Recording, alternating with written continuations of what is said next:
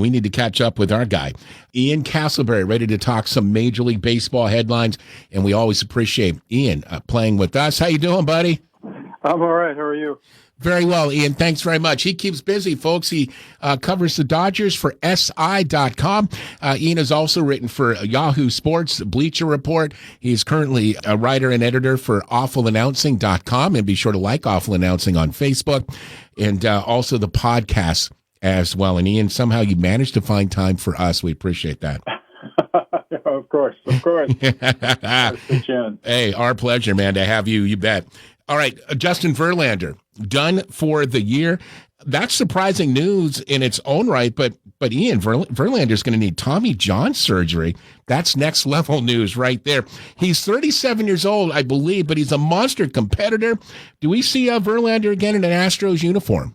I don't believe we will. Like you say, he's done for this season, probably all of next season, which would have been the final year on his Astros contract. When it was reported that he was developing forearm trouble, he had triceps issues and he had a groin injury. So he's been fighting injuries. I don't know if it was ramped up schedule with no spring training and then the shutdown and then summer camp. We've had a lot of pitching injuries this year just because pitchers aren't on their normal timetable. But forearm injury is always a red flag because that is almost always a precursor to a torn ligament in the elbow, which means Tommy John surgery. So, yeah, it's probably the end of his Astros career unless the Astros want to bring him back at a much lower salary to be, a fourth, fifth starter. I don't know if they want to do that. They're still contending for playoffs and World Series. The drumbeat has already begun amongst Tiger fans to bring Verlander back for a celebration for a victory lap and his career with the team he started with. And with the Tigers, he would be in a position probably to be a back of the rotation starter if he was indeed capable of still throwing starters innings. It would be a nice end to his career. Tigers fans would certainly enjoy it. I don't think Verlander's major league career is over, depending on how he recovers from this Tommy John surgery. But yes, I think we've seen him pitch his last game for the Houston Astros. Yeah, that was my next question, just to follow up. Does this mean he's done, period? And you say no. And the Tigers, that would be great if he could come back there. I'll be honest with you, man. If I'm Justin Verlander, all right, I've got tens of millions of dollars in the bank. I've got Kate Upton hanging out at home. I'd be retiring, man. But see, that's why he's a world-class athlete. And I'm not. Those guys are just on a different level, which is why he has Kate Upton, I suppose. All right, so Verlander's been really solid in postseason games for Houston. I mean, the guy has been fantastic. So, Ian, what are the Astros' chances without them? Should they make the playoffs? I don't think they're very good. I mean, we don't know what Verlander would have been fighting injuries this season, but he has been an excellent postseason starter, especially for the Astros. But now, you're looking at a rotation that lost Garrett Cole to free agency, Lance McCullers to injury, Jose Urquidy to COVID-19. He's come back. So they can probably, the Astros, put together a solid top 2-3 led by Zach Greinke. Framber Valdez is pitching well. Christian Javier has a ERA 3.3, and Urquidy has only pitched 4 games since returning, but his ERA is below 3. So if the standings hold the way they are right now, the Astros are going to face the Oakland Athletics in the postseason, the first round of the playoffs. I'm not sure that's a good matchup for them, but with that rotation, I think it's difficult to see how the Astros can get out of the first round of the playoffs. Oh, boy, Ian Castleberry is joining the Wise Guys, and great to have Ian, as always, with us. Presented today by Haywood County Farm Bureau Insurance. All right, Ian, so Bryce Harper leaves the Phillies 6-3 loss to Toronto with a stiff back. How can Harper's potential absence mess with Phillies' playoff hopes, because they're kind of in the midst of it? Yeah, this would be a big blow for the Phillies. For what it's worth, Bryce Harper is in the lineup tonight. That was just reported. He's going to play a designated hitter, but he is batting second. But that does take a big bat out of the Phillies lineup, and they're already missing JT Realmuto, who's got 11 home runs. He's missed the last 11 games as well. So the Phillies, yeah, they're in a dogfight for that final spot in the National League playoffs. they could possibly face either the Los Angeles Dodgers or the San Diego Padres in that first round of the playoffs. So those are the top two teams in the National League. So that wouldn't be a good matchup for the Phillies, but certainly without their best power bat, their most valuable player, that would be a huge blow for the Phillies. But we'll see how he plays tonight. Again, he is in the lineup for the Phillies. Speaking of the Padres, Ian Castleberry with the Wise Guys talking Major League Baseball headlines. The Pods in the playoff for the first time in 14 years. And Ian, you've liked this team from day one. They hit a bit of a slump, but pulled back out of it, which I think is a good sign for this young team. What kind of damage can the Pods do in the postseason? I think the Padres could do some significant damage. They were the champions of the trade deadline, as you'll remember, adding Mike Clevenger to a rotation that already had three good starters at the top. Dinelson LeMay has pitched really well, an ERA of 2.07. Zach Davies has also pitched well. And going into the season, the Padres' best starting pitcher was Chris Paddock. He hasn't had a great season, 4-4. A 4.23 ERA, but they could go 3-4 deep into their starting rotation. But the big problem is their bullpen. They did try to upgrade at the trade deadline, adding Trevor Rosenthal and Dan Altavilla. But those guys, they've pitched well. But if it comes down to a bullpen game for the Padres, unless their starters pitch deep into the ball games, I think their bullpen could be a huge problem.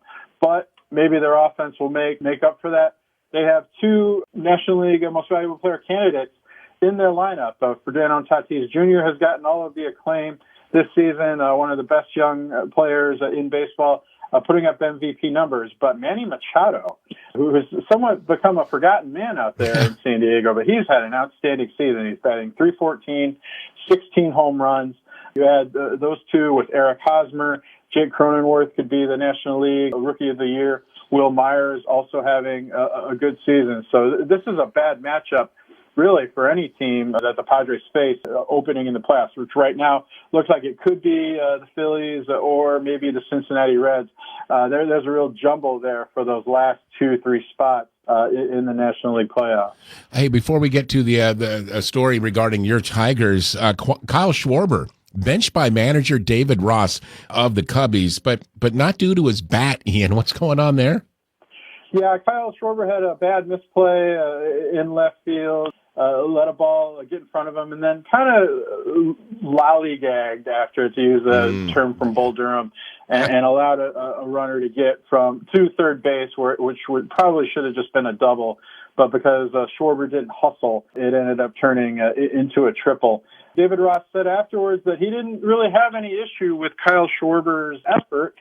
Thinks he's been putting in a lot of work with his defensive effort. So that kind of raises the question, well, if you're saying that Schwarber isn't dogging it or isn't putting in the work and made, what appeared to be an honest mistake, certainly a misjudgment in the outfield, but maybe a little bit lazy after that. There's some speculation among people who cover the Cubs that David Ross may have taken Schwarber out of the lineup to give him a little bit of a break. He thinks that maybe Schwarber is being hard on himself because he is not hitting very well in September. Overall, he's batting .190, but in September, he is batting .111, only 6 hits in 54 at-bats. So he might be taking that out into the field with him, which might be why David Ross decided to give him a little bit of a mental break after that misplay. That's why we ask him the tough questions. Ian Castleberry with the Wise Guys Major League Baseball update presented by Haywood County Farm Bureau Insurance. All right, former Twins and current Tigers manager Ron Gardenhire announcing his retirement last week, citing health reasons. All right, Ian, leaving your team with a few weeks left to go for health reasons, that sounds alarming. What are you hearing? It is alarming. Why couldn't Ron Gardenhire finish out the season?